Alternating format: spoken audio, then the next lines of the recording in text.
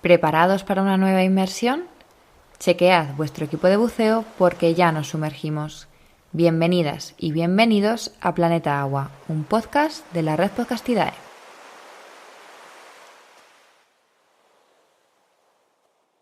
Hoy en Planeta Agua tenemos a Íñigo Martínez Solano, científico titular del Museo Nacional de Ciencias Naturales y jefe del Departamento de Biodiversidad y Biología Evolutiva, para hablar de los vertebrados más amenazados del planeta, los anfibios. Hola Íñigo, bienvenido a Planeta Agua y muchas gracias por acompañarnos en este episodio. Hola Natalia, encantado de hablar contigo. Bueno, cuéntanos Íñigo, ¿quiénes son los anfibios o de quién estamos hablando cuando nos hacemos referencia a la clase anfibia? Bueno, pues estamos hablando de un grupo de vertebrados relativamente modesto en términos de diversidad, que tiene unas 8.000 especies en todo el mundo y que se caracteriza pues, por presentar generalmente ciclos de vida complejos pues, que pasan parte de su vida en el medio acuático y parte en el medio terrestre, que es un poco la característica que les da su nombre, ¿no? De ahí se origina el nombre de anfibios. Y es un grupo que, bueno, pues, que es muy antiguo y que pues, es importante en los ecosistemas y que se caracteriza, en el caso que nos ocupa de las especies ibéricas, pues que incluye especies endémicas y que solo podemos encontrar aquí. Por tanto, pues tiene un valor desde el punto de vista de conservación muy, muy importante. ¿Y qué grupos incluye la clase anfibia? Incluye tres grupos principales, que serían los urodelos o la clase caudata, que serían las salamandras y los tritones, los anuros, que son las ranas y los sapos que todos conocemos, y hay un tercer grupo menos conocido y que de hecho no tenemos representantes en la península ibérica, que son las cecilias, que son anfibios sin patas, de hábitos subterráneos y que se encuentran en zonas tropicales. Vale. Nos has mencionado ya, así dándonos una pista, que son animales con un ciclo biológico pues complejo y singular. ¿Nos podrías explicar el ciclo general de vida de un anfibio? Sí, aunque una de las características también de los anfibios es que presentan una gran diversidad de modos de reproducción, por lo que pues es un grupo muy, muy interesante para estudiar este tipo de comportamientos, ¿no? Tienen estrategias completamente diferentes de unas especies a otras y en ocasiones pues muy, muy curiosas, ¿no? Pero el ciclo más generalizado y que la mayor parte de la gente conoce, pues sería aquel en el que pues las parejas, pues ya sea de ranas y sapos o de tritones, pues se reúnen en el agua, en las charcas, en los medios acuáticos en la temporada de reproducción, se aparean y de esas puestas de huevos que hacen en el agua, pues salen larvas o renacuajos que completan su desarrollo hasta la metamorfosis en esos medios acuáticos y en ese proceso de metamorfosis en el que van adquiriendo una morfología, una forma cada vez más similar a la de los adultos de su propia especie, pues terminan por salir al medio terrestre y allí pues completar su periodo de maduración hasta que ya vuelven a los medios acuáticos para reproducirse. Ya como Y, adultos. o sea que en todos los casos, o en general, en todos los casos, la puesta siempre tiene lugar en el agua.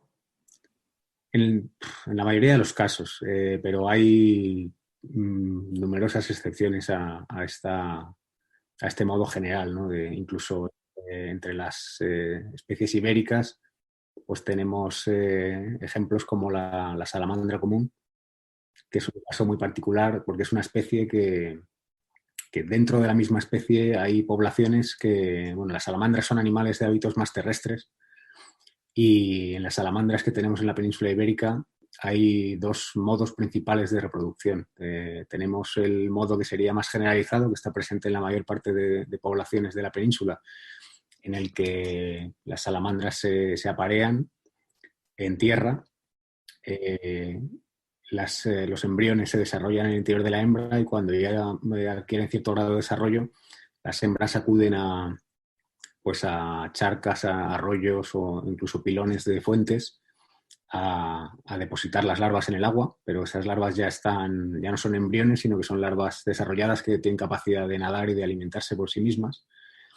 Pero, curiosamente, algunas poblaciones del norte de la península ibérica han evolucionado un modo de reproducción diferente, en el que tras el apareamiento, pues las larvas se desarrollan igualmente en las hembras, pero hasta el punto de que cuando ésta las libera, son ya juveniles de vida completamente terrestre. Estas salamandras han evitado el paso de las larvas por el medio acuático. Han prolongado el desarrollo de las larvas en el interior de la madre y son, a efectos prácticos, vivíparas. Jolín, qué curioso. O sea que dentro de la propia península encontramos un montón de diversidad. Sí, sí, incluso dentro de una misma especie. Dentro de una Es misma especie. Ujú.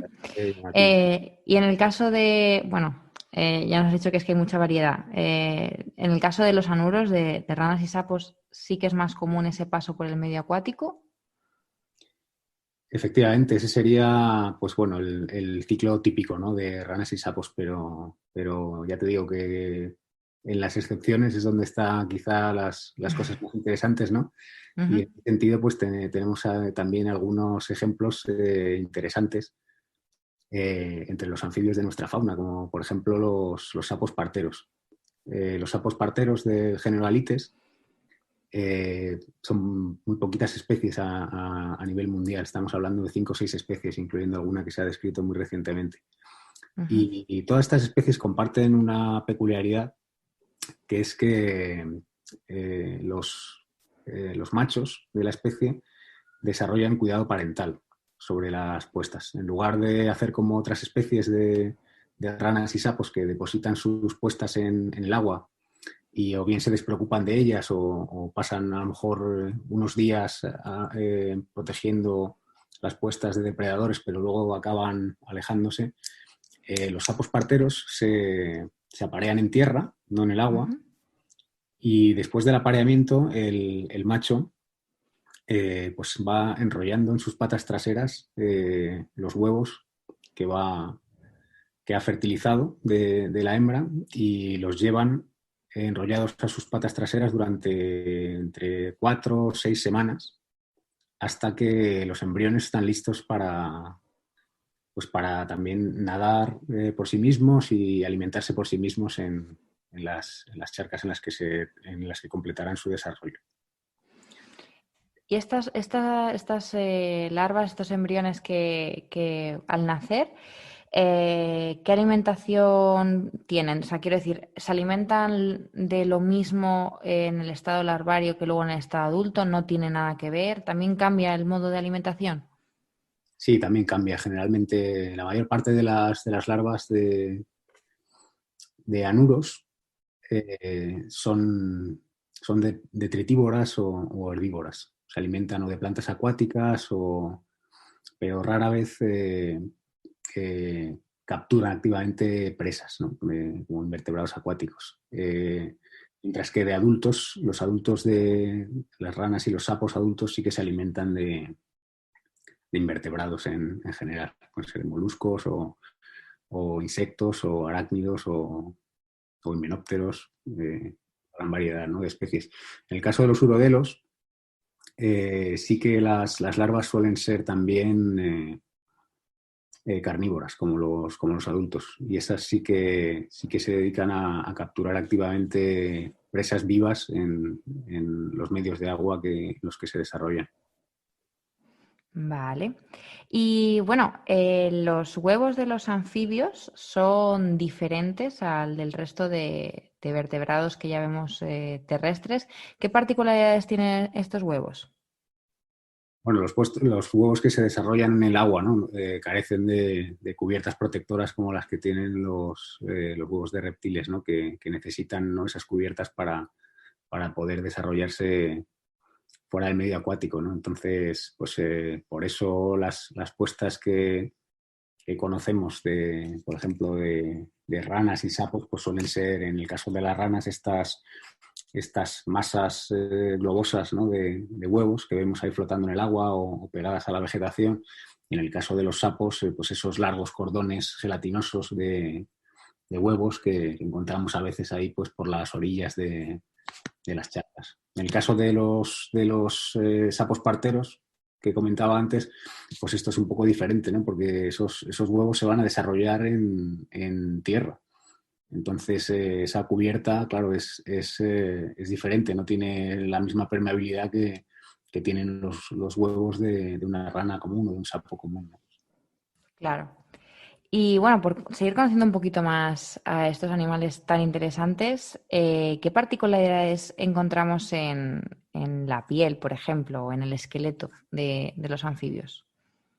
Bueno, los anfibios, como presentan la piel desnuda, digamos, es su primera barrera de protección frente a infecciones entonces, eh, además, que para ellos es un elemento fundamental en su fisiología porque a través de ella pueden respirar en parte también, ¿no? Además de por pulmones, también respiran en parte por la piel. Entonces tienen esa capacidad y tienen además, suelen tener pues una rica flora bacteriana que les ayuda a combatir infecciones. Y desde el punto de vista de su esqueleto, pues tienen una capacidad muy interesante que es la de regenerar tejidos, incluso miembros completos, sobre todo en salamandras, que son capaces de regenerar apéndices completos. Pueden perder patas y regenerarlas completamente. Qué interesante. Bueno, nos has comentado bueno, que tienen una importante barrera en la piel, precisamente para protegerse frente a infecciones. Y es que Ujú. esto está siendo uno de los problemas a los que se están enfrentando estos animales, ¿verdad? En cuanto a su conservación, las enfermedades emergentes que están llegando a la península, ¿puede ser? Eso es. Hasta hace unos pocos años, o incluso en la actualidad, en realidad la principal amenaza pues que está causando declives y extinciones de poblaciones de anfibios en todo el mundo es la destrucción directa de sus hábitats, sobre todo de medios acuáticos, ¿no? Que generalmente los medios acuáticos temporales en los que se reproducen pues son pues humedales de pequeña entidad que no se suelen proteger y bueno, pues suelen caer pues en el momento que hay proyectos de expansión urbanística o cambios en los usos del suelo, pues este tipo de medios pues están desapareciendo a una velocidad realmente alarmante y con ello pues se aumenta la fragmentación de las poblaciones y su probabilidad de extinción a corto y medio plazo, ¿no? Pero lo que resulta más alarmante es que en las poblaciones que viven en zonas, en espacios naturales protegidos, que a priori están a salvo de estas amenazas de la alteración y fragmentación y destrucción de sus hábitats, pues desde hace un par de décadas se han ido detectando estos nuevos patógenos, generalmente hongos, que son capaces de causar mortalidades muy elevadas en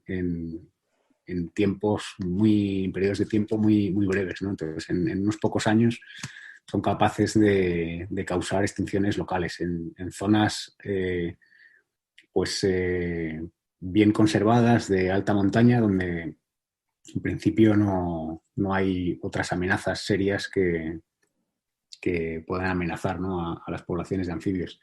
Esto ha pasado un poco por todo el mundo y además pues son hongos que se propagan muy fácilmente con la actividad humana y de alguna manera pues también como las zonas protegidas, estos parques nacionales, pues tienen también un tránsito cada vez mayor, pues esto está favoreciendo también la dispersión de estos patógenos, ¿no? Además, he leído sobre esto, sobre la dispersión de patógenos, que la venta de anfibios en tiendas de mascotas estaba siendo uno de los principales vectores. ¿Esto es así? Así es, sí. Esto se ha confirmado de manera muy clara en el caso de el último, pues la última especie de hongo que se ha descubierto, que es una que afecta específicamente a salamandras y tritones y que está haciendo estragos en Europa, que por fortuna en la península todavía no, aunque se ha detectado algún caso, de momento no representa o no se ha asociado a mortalidades en masa parece que está controlado, pero este nuevo hongo se habría originado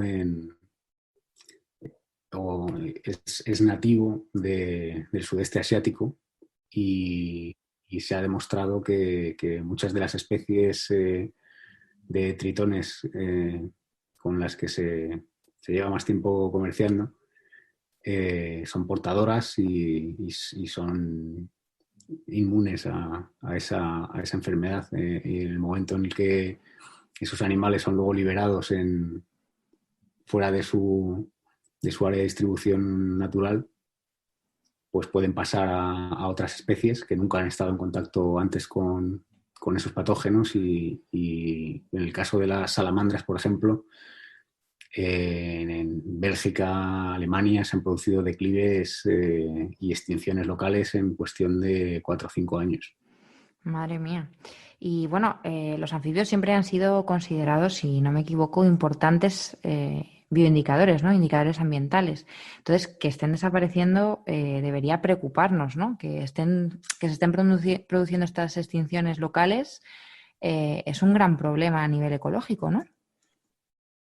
Sí, como comentaba al principio, el hecho de que sean organismos que necesitan que tanto los medios acuáticos en los que se reproducen como el medio terrestre que necesitan pues, para alimentarse, para hibernar, para estivar, para todo lo demás, necesitan que ambos tipos de medios estén en buen estado de conservación. Entonces, por eso son buenos indicadores, porque en el momento que algo de esto no va bien, a ellos no les va bien. Y ya tenemos evidencias de declives generalizados de poblaciones de anfibios desde hace décadas, ¿no? Entonces, claramente, esto nos está enviando una señal de que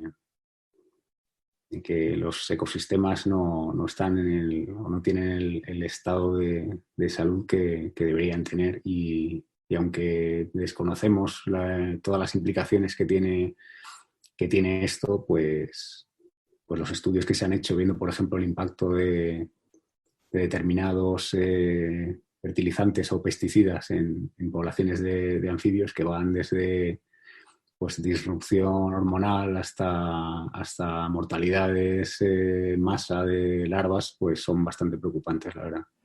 Claro. ¿Cómo podríamos definir cuál es el rol, la función ecológica de los anfibios, de este grupo animal? Bueno, los anfibios tienen una posición intermedia, ¿no? en cadenas tróficas, ¿no? Son presa de numerosas especies y pues, sobre todo de otros grupos de vertebrados, ¿no? Como aves y mamíferos. Y son depredadores de una gran cantidad de otras especies, ¿no? de vertebrados y de invertebrados. Entonces, simplemente por eso tiene una importancia grande en el funcionamiento normal de los ecosistemas, ¿no? Y a todos estos problemas bueno, que hemos visto que a los que se enfrentan estos animales, pérdida y alteración del medio, además de la introducción de patógenos, para todo esto, ¿qué soluciones se están planteando? ¿Cuál es la situación actual en cuanto a eso, a presentar soluciones? Bueno, se trabaja en diferentes frentes, ¿no? Por un lado, ya comentaba que uno de los principales problemas es la destrucción de puntos de agua, ¿no? Entonces, pues lógicamente a ese nivel lo que se trata es de conservar lo que queda y de construir muchas veces nuevos puntos de agua que permitan favorecer la conectividad, ¿no? Porque lo que sí se ha visto es que es mucho más resiliente una red interconectada de charcas que el mismo número de charcas, pero localizadas a distancias entre las que no hay conectividad a través de la dispersión, ¿no? De individuos. Porque esas charcas que quedan aisladas tienen una probabilidad muy alta de extinguirse simplemente por efectos estocásticos, ¿no? Pues con que haya unos años de pocas precipitaciones, ¿no? En primavera cuando se reproducen, pues si hay unos años sin reclutamiento, determinadas especies que son poco longevas pueden extinguirse localmente y si no hay recolonización posible de otros núcleos cercanos, pues se extinguen, ¿no? Entonces esa sería una vía de trabajo, ¿no? La conservación y la creación de nuevos puntos de agua.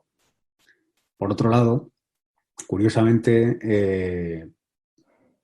hay un gran desconocimiento acerca de aspectos muy básicos de la ecología de la mayor parte de especies de anfibios, incluyendo todas las especies ibéricas.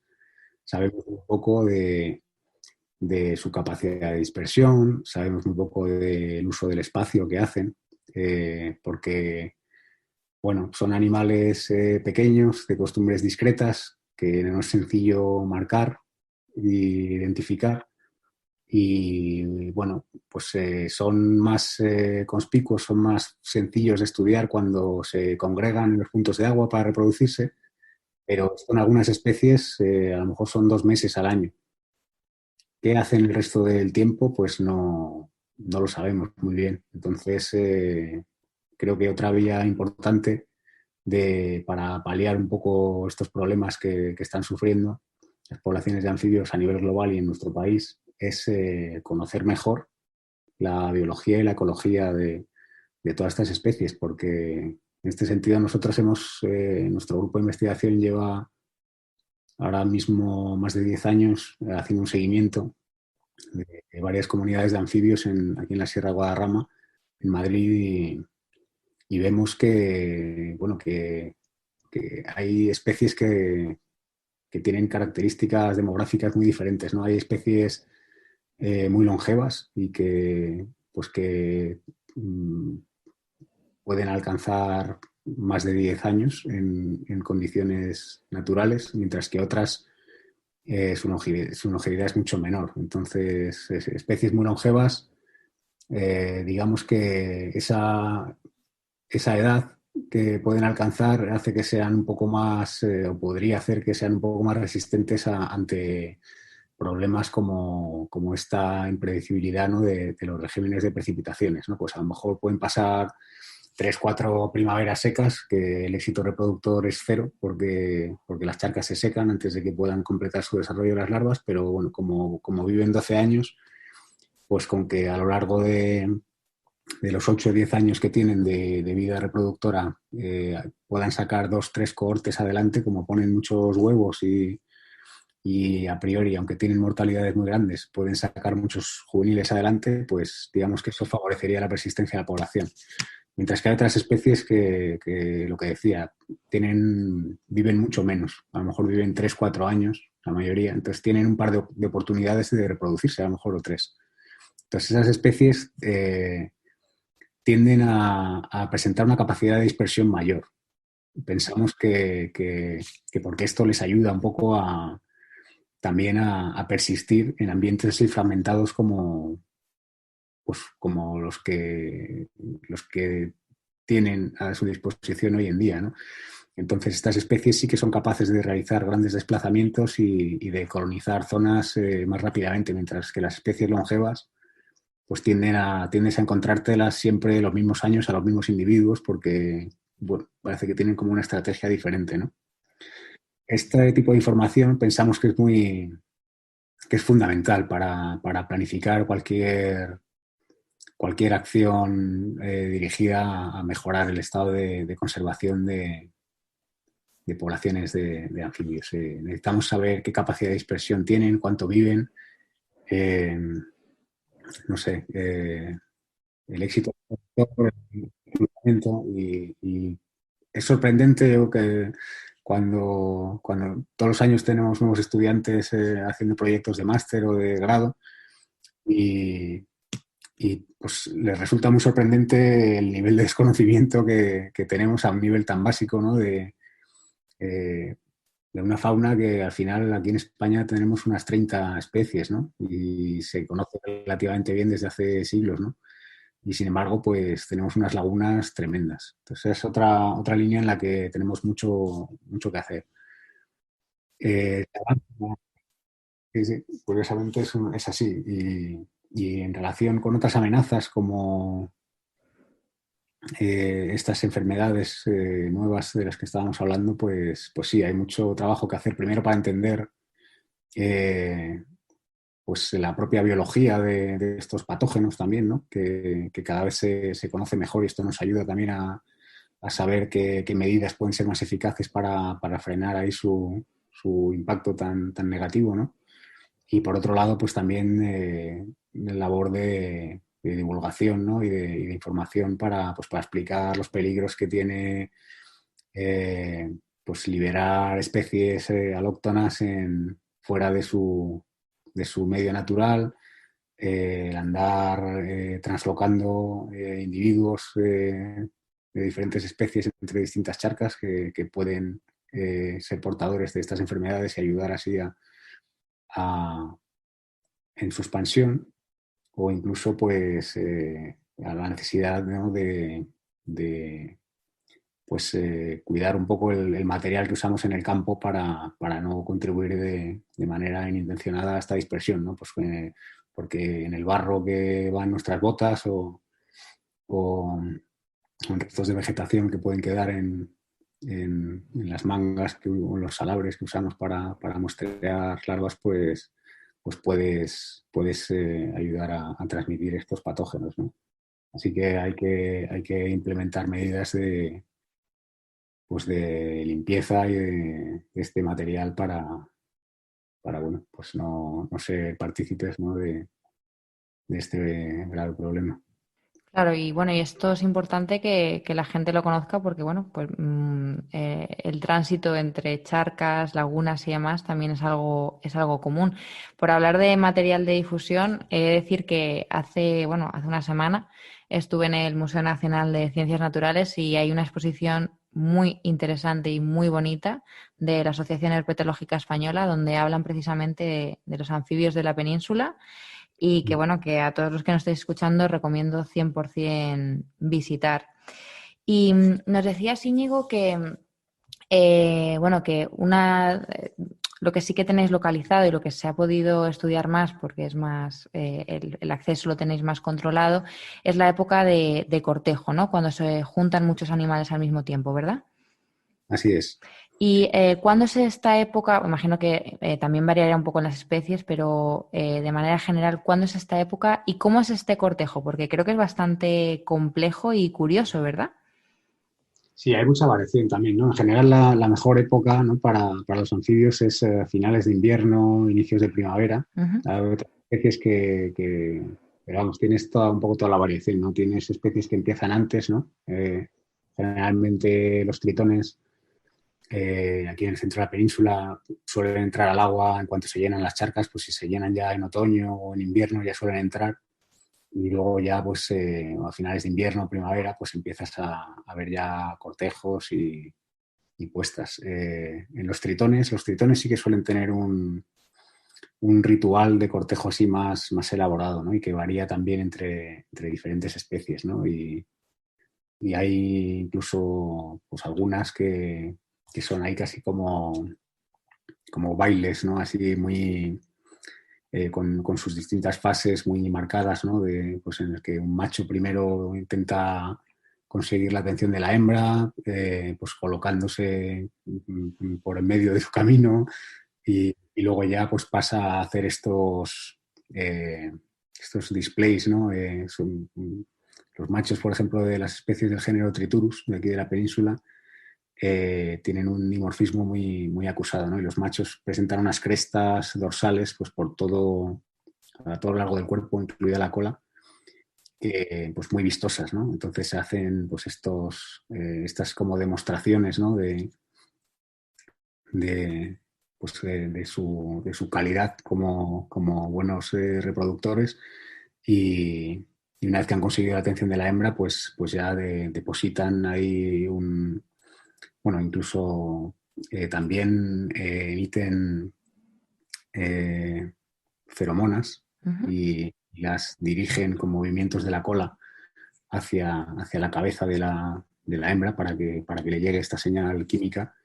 Y una vez que consiguen que la hembra esté interesada, aunque la mayoría de las veces no lo consiguen, pero bueno, ellos depositan un espermatóforo que la hembra debe recoger para fertilizar internamente los huevos, ¿no? Y luego es la hembra la que los irá depositando en la vegetación acuática de las charcas, pues a veces también con un ritual elaborado, ¿no? En el que pues depositan un huevo en una hoja, una planta, y después con ayuda de las patas, pues la doblan de esta hoja para que quede el huevo protegido y que se vea lo menos posible, ¿no? Para que no sea depredado, ¿no? Por la multitud de depredadores que tienen en los medios acuáticos.